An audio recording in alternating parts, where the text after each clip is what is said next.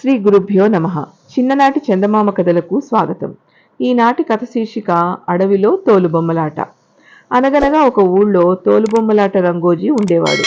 అతని మేళం చాలా పెద్దది, చక్కగా పాడేవారు. వారికి బొమ్మలాట చాలా అందంగా ఉండేది. ఒకప్పుడు ఈ రంగోజీ మేళం వారు నాటకాల కొరకు దూర ప్రాంతానికి వెళుతున్నారు. ఆ మార్గ మధ్యలో ఎటువంటి సౌకర్యాలు లేని రోజులవి. చాలాసేపు ప్రయాణం చేసిన తర్వాత వారికి ఒక అడవి అడ్డొచ్చింది. ఆ అడవి చాలా భయంకరంగా ఉంది. దాని గుండా అలాగే శ్రమపడుతూ ప్రయాణం చేయగా కొంతసేపటికి పొద్దుగూకింది. కనుచూపు మేరలో ఒక చిన్న పల్లె ఉన్నట్టుగా వారికి కనబడింది. అక్కడకు పోయి ఆ రాత్రి కాలం గడుపుదామని అనుకున్నారు. అది చిన్న చిన్న పూరి గుడిసెలతో కూడుకున్న ఊరు. ఆ గ్రామాన్ని ఆనుకుని ఒక చెరువు ఉంది. ఆ చెరువు గట్టు మీద మన రంగోజీ మేళం వాళ్ళు విడిది దిగినట్టుగా బస చేశారు. వారి గుర్రాలకు గాడిదలకు మంచినీరు పెట్టి పొద్దున్న వండుకున్న నిలవబాపతు అన్నమును తిని మంచినీళ్లు తాగి పొగ పీల్చుకుంటూ ఆడ మగ పిల్ల మేక విశ్రాంతి తీసుకుంటున్నారు.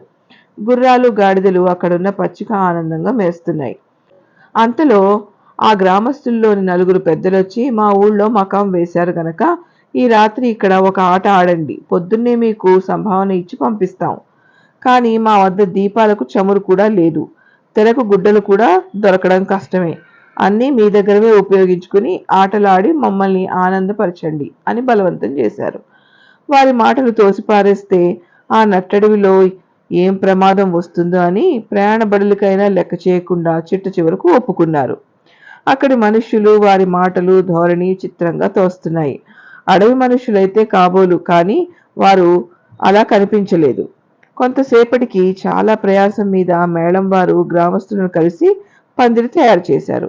మేళం వారి తాలూకు ఆడవాళ్లు ఉతికిన చీరలు పందిరికి బిగించి అప్పుడప్పుడు మిగుల్చుకున్న నిలవబాపతు ఆముదంతో విధి లేక దీపాలు వెలిగించి చాలా పొద్దుపోయిన తర్వాత రామాయణంలోని సుందరాకాండ ప్రారంభం చేశారు.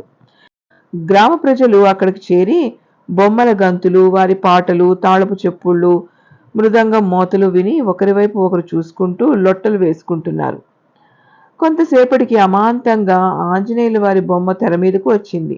ఆ బొమ్మ ఎప్పుడైతే తెర మీదకు వచ్చిందో అక్కడి ప్రజలకు అక్కడ మాయమైపోయారు. ఆ ఊరు ఏమైపోయిందో అజలేదు. ఆంజనేయుల వారిని ఆత్మలో అనుకున్నంత మాత్రాన దెయ్యాలు భూతాలు కనీసం ఆ రామడలైనా పారిపోతాయి.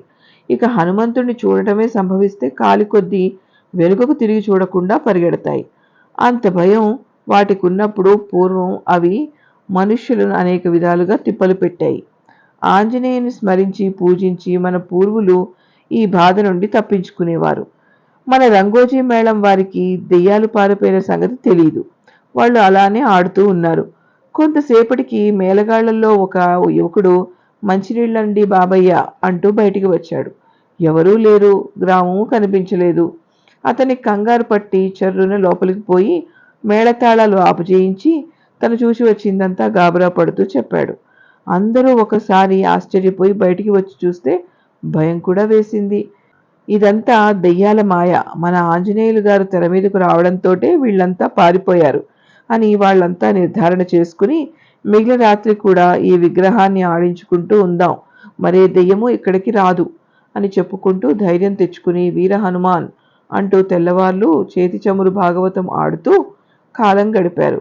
ఇంతలో తెల్లవారింది. అమ్మయ్య, బ్రతికిపోయాం, ఈ విగ్రహమే లేకపోతే మన పని ఏమయ్యేదో, మారుతి పుణ్యమా అంటూ మన ప్రాణాలు మనకు దక్కినాయి అని చెప్పుకుంటూ సామానులు గుర్రాలను గాడిదలకు ఎక్కించి బ్రతుకు జీవుడా అంటూ బయలుదేరి వెళ్ళిపోయారు. జై హనుమాన్. విన్నారుగా ఈ కథ.